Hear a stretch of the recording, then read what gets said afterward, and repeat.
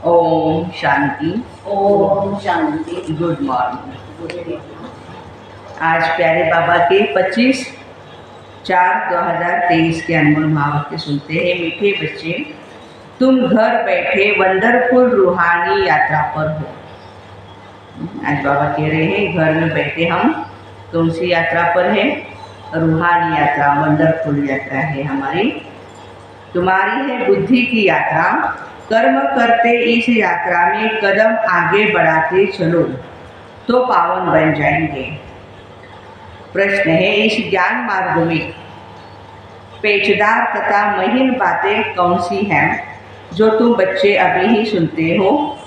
उत्तर, तुम जानते हो हम सभी मेल अथवा फीमेल, स्त्री हो या पुरुष हो, एक ही शिव परमात्मा की सजनियाँ। हाँ, भाई ऐसे नहीं कहेंगे कि मैं साजन हूँ। नहीं, भाई भी क्या कहते हैं, हम आत्मा रूपी सजनी है परमात्मा की। सजनी या आत्माएं हैं, साजन है हमारा एक ही परमात्मा। एक फिर जिस्म के हिसाब से हम शिव बाबा के पोतरे पोत्रियाँ हैं। हमारा उनकी प्रॉपर्टी पर पूरा हक लगता है। हम 21 जन्म के लिए सदा सुख की प्रॉपर्टी दादे से लेते हैं। यह है पेचदार बातें। गीत है, हमारे तीरथ न्यारे हैं, हम धरती के तारे हैं। ओम शांति। जिस्मानी यात्रा और रूहानी यात्रा पर एक गीत बनाया है भक्ति मार्ग वालों ने। जो पास्ट में हो गया उसका गायन करते हैं। जो भी मनुष्य मात्र है उन सभी को जिस्मानी यात्रा का पता है। देखते हैं जन्म जन्मांतर से चक्र लगाते आए हैं। उनकी बुद्धि में बद्रीनाथ, श्रीनाथ आदि ही याद रहता है।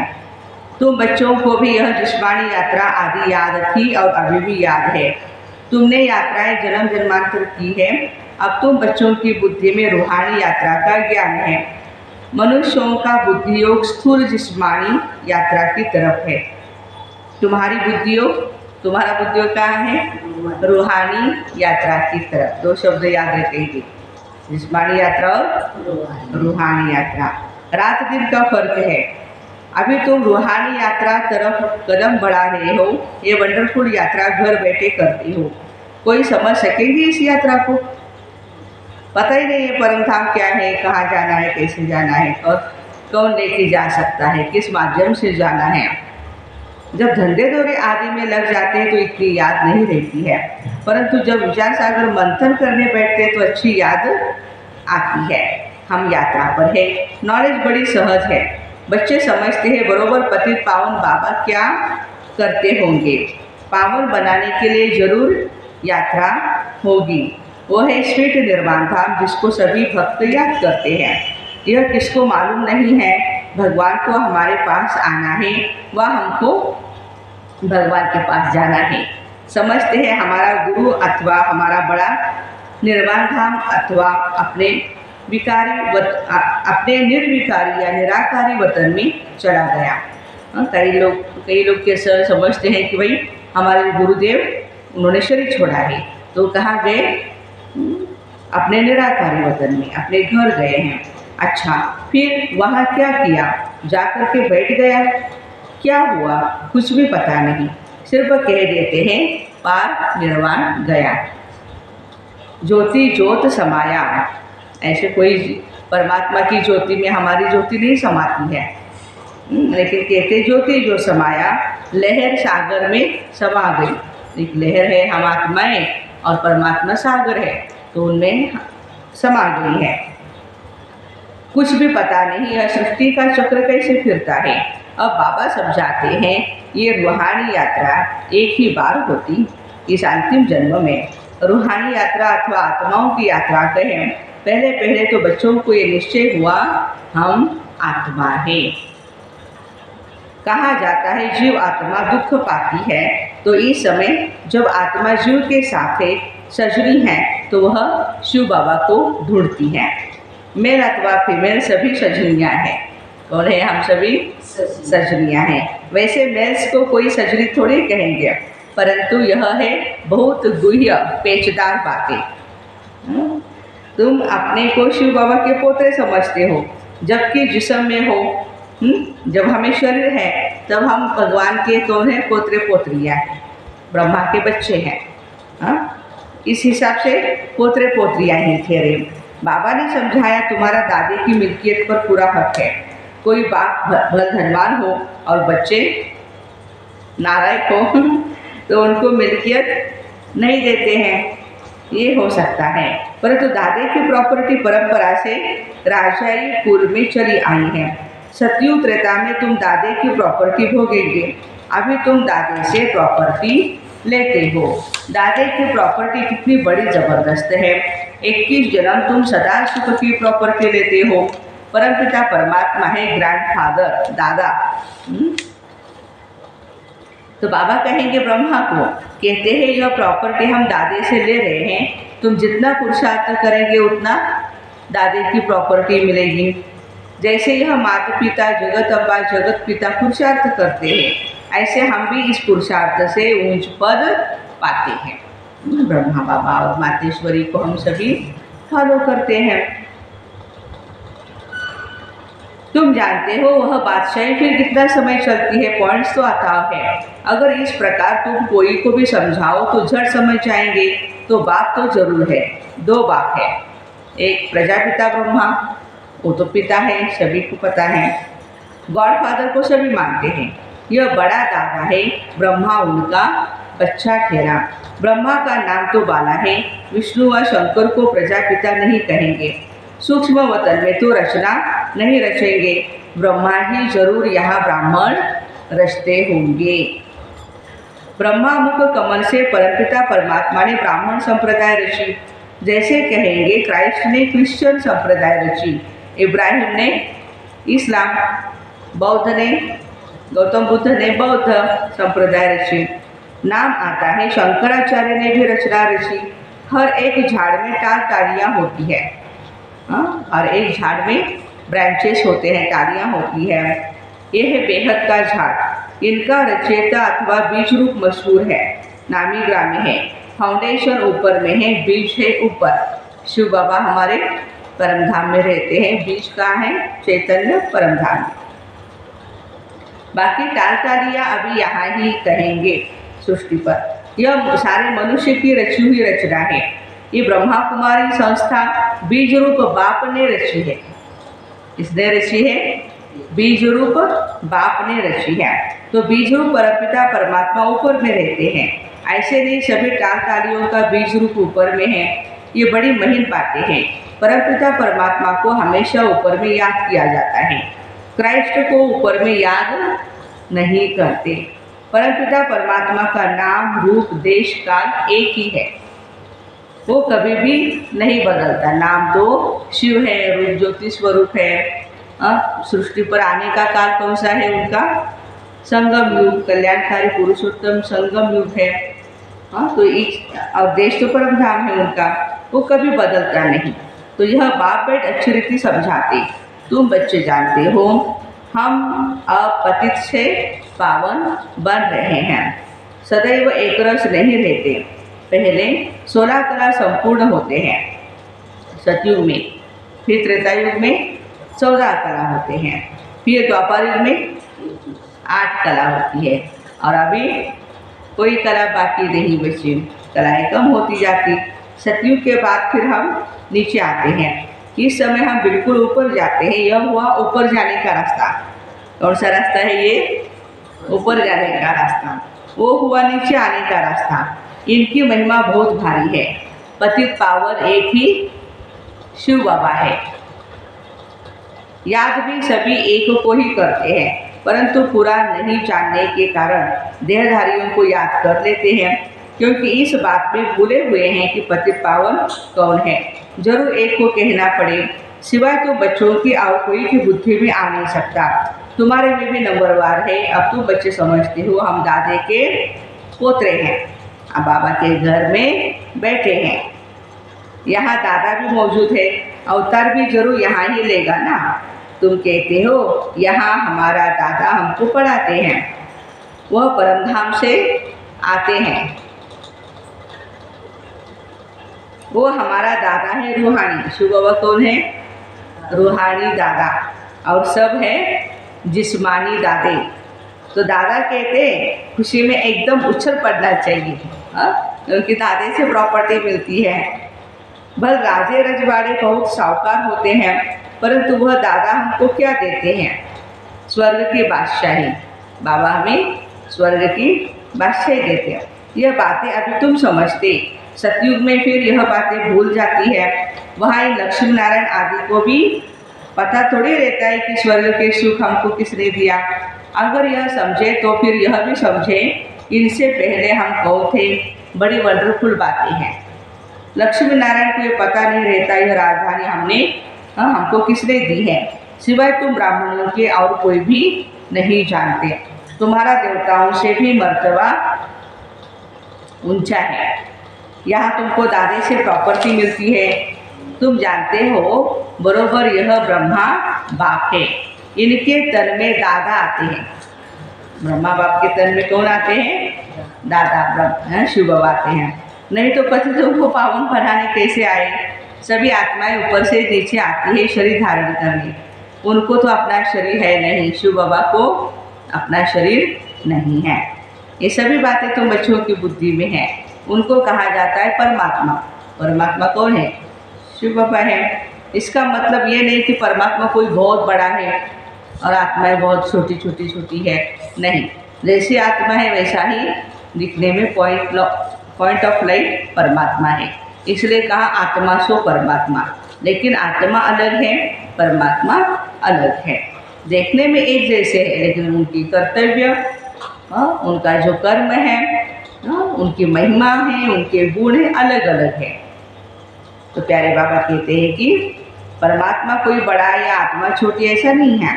परमात्मा और आत्मा में कोई फर्क नहीं। ऐसे नहीं परमात्मा कोई छोटा बड़ा होगा। बाबा कहते हैं मैं कितना साधारण हूँ, मेरी महिमा बहुत बड़ी है, क्योंकि सभी को आकर पति से पावन बनाता हूँ मैं भी आत्मा। मेरे में जो नॉलेज है वो तुमको देता हूँ।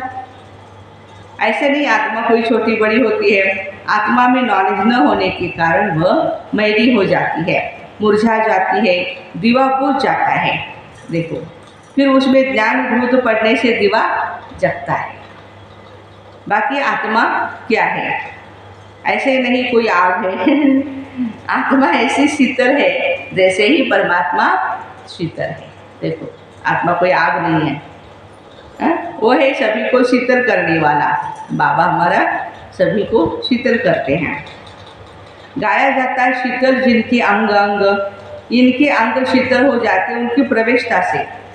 ब्रह्मा बाबा के अंग ऑर्गन शीतल कैसे होते हैं? शिव बाबा की प्रवेशता होने से। जिसमें प्रवेश करते हैं उनको भी कितना शीतल बनाते हैं। तुम जानते हो बाबा कितना शीतल है।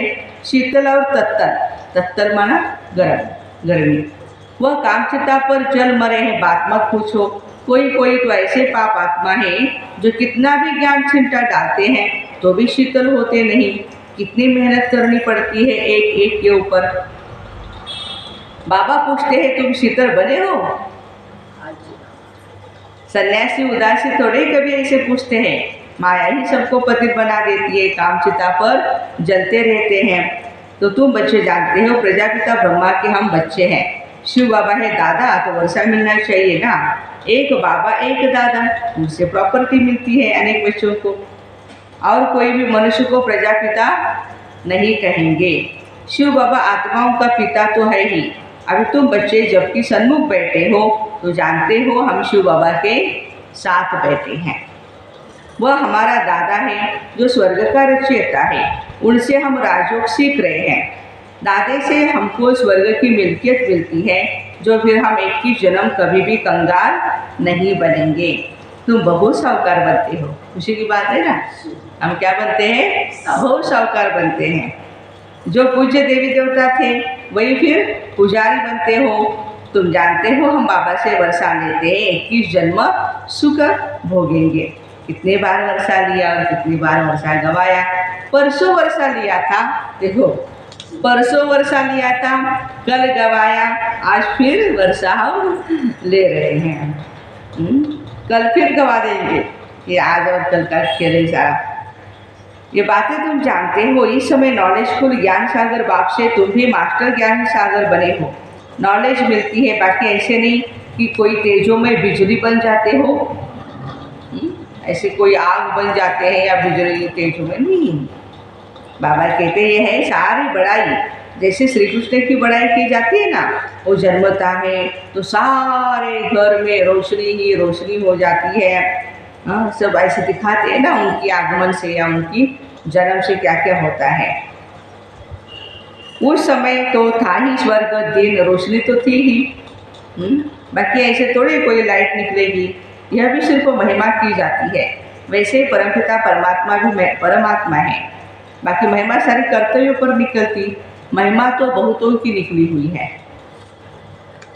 मनुष्य कहते हैं फलाना मरा स्वर्ग पधारा, तो स्वर्ग क्या ऊपर में है?